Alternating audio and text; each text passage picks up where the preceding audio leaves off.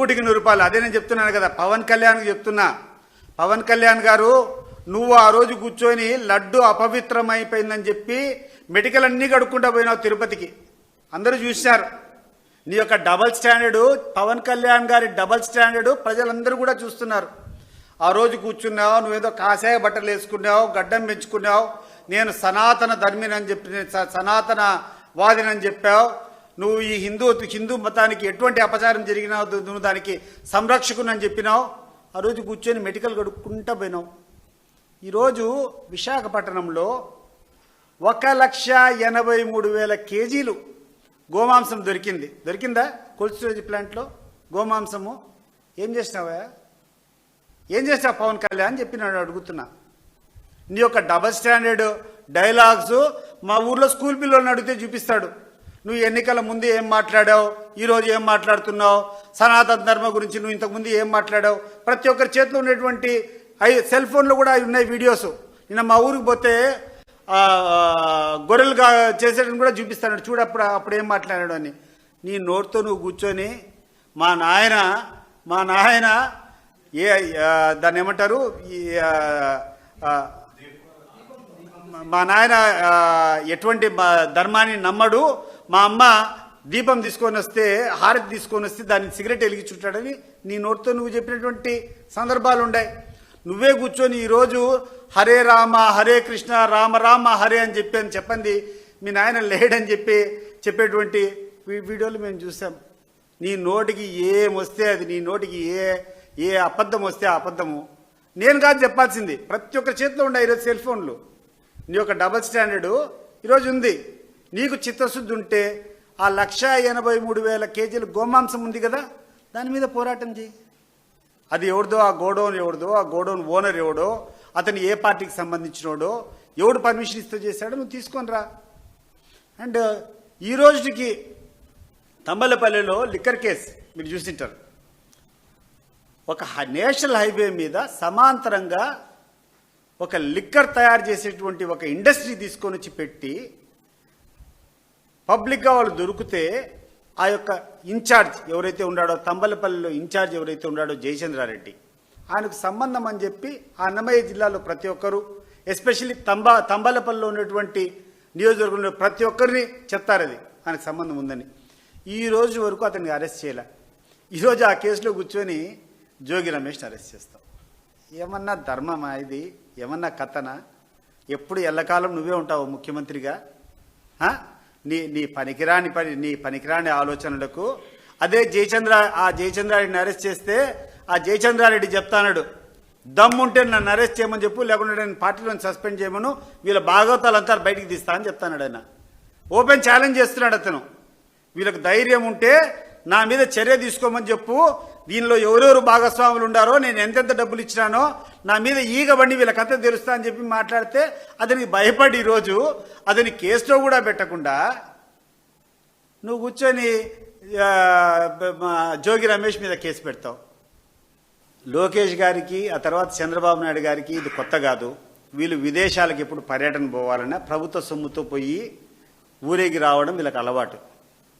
వీళ్ళు దావోస్కి అంటారు, లేకుండా ఉంటే ఆస్ట్రేలియాకి అంటారు, సింగపూర్ అంటారు, అమెరికాకి అంటారు. ప్రభుత్వ ఖర్చులతో ప్రభుత్వ విమానాలు తీసుకొని ఆడిపోవడం, ఖర్చు పెట్టుకొని రావడం. నేను చంద్రబాబు నాయుడు గారు గతంలో ముఖ్యమంత్రి ఉండేటప్పుడు 3 సార్లు 4 సార్లు దావోస్ పోయినారు. ప్రతిసారి కొన్ని కోట్లలో ఖర్చు అవుతుంది. ఈయన పోయి వచ్చేదానికి ముఖ్యమంత్రి రాజువేల రభసక్ అని చెప్పి ఈయన వంగమాగదులు, ఈయన యొక్క అధికారులంతా పోయేదానికి కొన్ని కోట్లు అవుతాయి. ప్రతి సంవత్సరం ఆయన ఆ దావోస్ పోయి వస్తానే ఇక్కడ పేపర్లో, ఈనాడు పేపర్లో కానీ లేకుంటే ఆంధ్రజ్యోతి పేపర్లో పెద్ద పెద్ద ఆర్టికల్స్ వస్తాయి.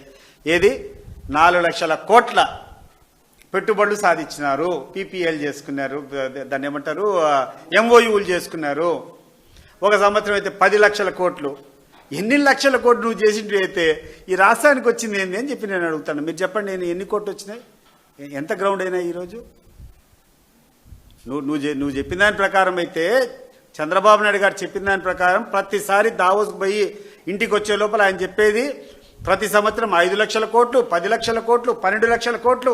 ఇటీవల కూడా విశాఖపట్నంలో కూర్చొని 14 లక్షల కోట్లు అని చెప్పినాడు. మరి నువ్వు అన్నీ చెప్పినట్టయితే దాదాపు 60 లక్షల కోట్ల పెట్టుబడి రావాలా. ఒక 5,000 కోట్ల 10,000 కోట్ల పెట్టుబడులు చూపిస్తావా? చంద్రబాబు నాయుడు గారు చూపించగలుగుతారా అని చెప్పి నేను అడుగుతున్నాను. అనవసరంగా ఈ వీళ్ళ యొక్క మోజు కోసం ఈ దావోస్ అనేది ఒక ఫార్స్.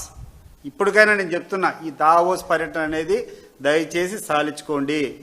ఈ ప్రభుత్వ ఖజానాకు ఖర్చు తప్పితే మీ విలాసవంతమైనటువంటి మీ ఎచ్చులు చెప్పుకునే దాన్ని పనికొస్తాయి తప్పితే దీనివల్ల ఎటువంటి లాభము లేదు. నిజమైనటువంటి ఇన్వెస్టర్లు, నిజంగా ఇక్కడ ఏదైనా అభివృద్ధి చేయగలిగిన వాళ్ళు ఈ ప్రాంతంలోనే ఉండారు, ఈ దేశంలోనే ఉండారు. మీరు వాళ్ళను వదిలిపెట్టి ఏదో తెల్ల తోలు పెట్టుకొని టైలు సొట్లు చేసుకుంటే వాళ్ళ కోసం వెంటబడి పడితే ఇన్వెస్ట్మెంట్ రావు. మీరు చేసేది ఇన్వెస్ట్మెంట్లు కాదు, ఇన్వెస్ట్మెంట్ రూపంలో మీరు కమిషన్ల కక్కుర్తిబడి మీరు చేస్తున్నారు. అండ్ ఇటీవల జరిగినటువంటి ఈ యొక్క దీని ఏమంటారు, విశాఖపట్నంలో జరిగినటువంటి సిఐఏ సబ్మిట్ గా దాని ముందు జరిగినటువంటి పెద్ద డేటా గూగుల్ డేటా సెంటర్, నాకు అర్థం కావడంలో ఈయన ఇచ్చినటువంటి ఇన్సెంటివ్ చూస్తే అందరూ నవ్వుతాంటారు, ప్రపంచమంతా నవ్వుతుంది. 22,000 కోట్ల రూపాయలు ఇన్సెంటివ్స్ నువ్వు గూగుల్కు ఇవ్వాల్సినటువంటి అవసరం ఉందా? ఏం సార్ మీరు చెప్పండి. 22,000 కోట్లు నువ్వు ఇస్తే ఆ యొక్క గూగుల్ సంస్థకు ఈ రాష్ట్రానికి వచ్చింది ఏంది? కనీసం ఒక 500 ఉద్యోగాలను వస్తాయా? ఆ గూగుల్ డేటా సెంటర్ వల్ల 500 ఉద్యోగాలు వస్తాయా? నువ్వు నాకు చెప్పు. 22,000 కోట్లు ఇచ్చినావు. గూగుల్ వాళ్లకు రిజిస్ట్రేషన్ ఛార్జీల్లో కూడా మాఫీలంట. నవ్వుతారు ఎవడైనా. ప్రపంచంలో అత్యంత ధనికులు వాళ్ళు కూర్చొని వాళ్ళకు నువ్వు రిజిస్ట్రేషన్ మాఫీ ఇవ్వాల్సినటువంటి అవసరం ఉందా? గూగుల్ వాళ్ళు ఈరోజు ప్రపంచాన్ని శాసించేంత గొప్ప ధనికులు. వాళ్ళు అనుకుంటే భూమి కొనలేరా? వాళ్ళకు నువ్వు ఎంతకు 99 రూపాయలుగా ఎకరా, 99 రూపాయలకి ఎకరా నువ్వు ఇచ్చేటువంటి పరిస్థితి అవసరమా? ఇవన్నీ మానుకోవాలి. ఇవన్నీ చంద్రబాబు నాయుడు గారు అభివృద్ధి పేరుతో మీరు చేసేటువంటి మోసాలన్నీ కూడా తప్పకుండా ఏదో ఒక టైంలో ఎంక్వైరీలు వస్తాయి. మీరు తీసుకునేటువంటి కమిషన్లన్నీ కక్కాల్సినటువంటి పరిస్థితి వస్తుంది. గుర్తుపెట్టుకోండి, ఇది ఏమాత్రం రాష్ట్ర ప్రయోజనాలకు అనుగుణంగా లేదు. మీరు ఈ రోజు వరకు చేస్తున్నటువంటి కార్యక్రమాలన్నీ కూడా మీరు చేసేటువంటి తప్పులన్నీ జగన్మోహన్ రెడ్డి మీదకి నెట్టేదానికి చేసేటువంటి ప్రయత్నాలే. ₹2.49 జగన్మోహన్ రెడ్డి ఆ రోజు సెకీ ద్వారా ఈ రాష్ట్ర ప్రభుత్వానికి పవర్ పర్చేస్ అగ్రిమెంట్లు చేస్తే, పీపీఎల్ చేస్తే తప్పులు పెట్టేటువంటి వ్యక్తివి నువ్వు. ఈరోజు ఏ ధైర్యంతో, ఏ సిగ్గుతో, ఏ అభిమానంతో ₹3.20 చేస్తాను నువ్వు చెప్పాలా? అవి చెప్పకుండా ఈరోజు కూడా మళ్ళా జగన్మోహన్ రెడ్డి గారు విధ్వంసం చేశాడని చెప్పి మాట్లాడేటువంటి పద్ధతి కరెక్ట్ కాదు.